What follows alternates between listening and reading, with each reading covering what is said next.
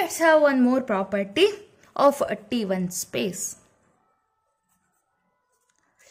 T1 space is invariant under open bijection. I think you know the meaning of bijection, right? Bijection means 1, 1 and onto function. So this is a property. I think I have told about the word invariant. What's that? So for this we need to consider a function f from x to y.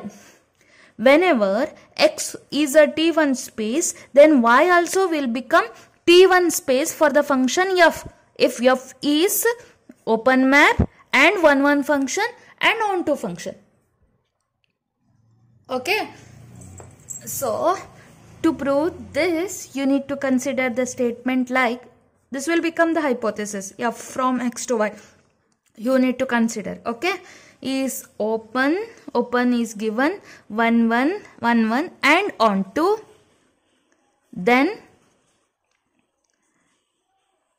y is a T1 space if x is T1, right? This will become the statement of the theorem. Let's prove this. Let capital X be a T1 space and f from x to y be open 1, 1 and onto. That given, we need to prove y is T1 space. Okay. We know that x is a T1 space. No, by using that we need to prove y is a T1 space. First I need to consider two elements y1 and y2.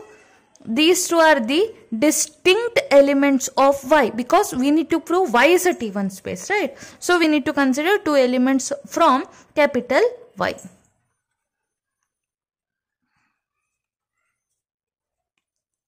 Then there exist distinct elements, what? x1 and x2, right? These two elements are of capital X such that f of x1 equal to y1 and f of x2 equal to y2. Why? Because the given function is 1, 1 and onto, right? So if it is 1, 1 and onto, then there will be, for any two elements y1 and y2, there will be inverse image x1 and x2 in capital X, that is by the definition of onto function. And if y1 and y2 are the distinct elements, then x1 and x2 will also be distinct elements, that is by the definition of 1, 1 function, right? I think I have explained the 1, 1 and onto function concept in the case of T0 space also. Okay, for your reference, you can refer that also.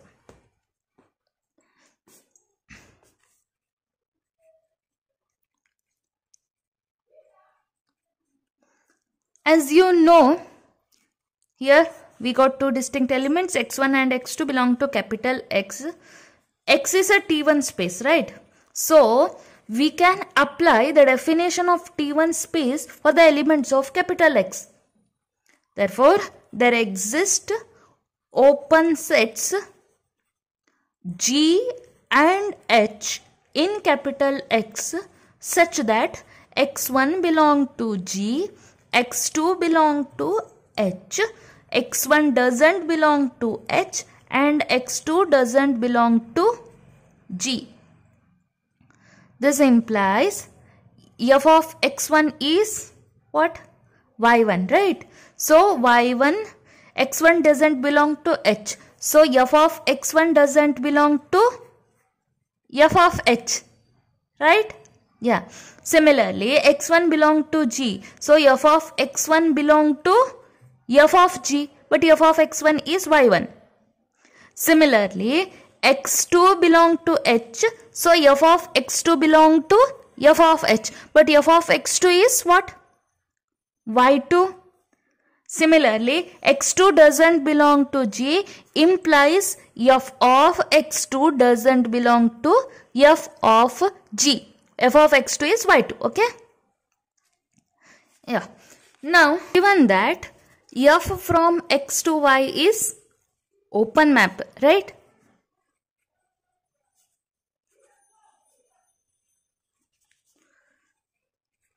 Therefore, if G is open, f of G also open. If H is open, f of H is also open.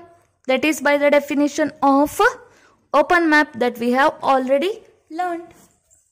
Thus, for any y1 and y2 belong to capital Y with y1 not equal to y2,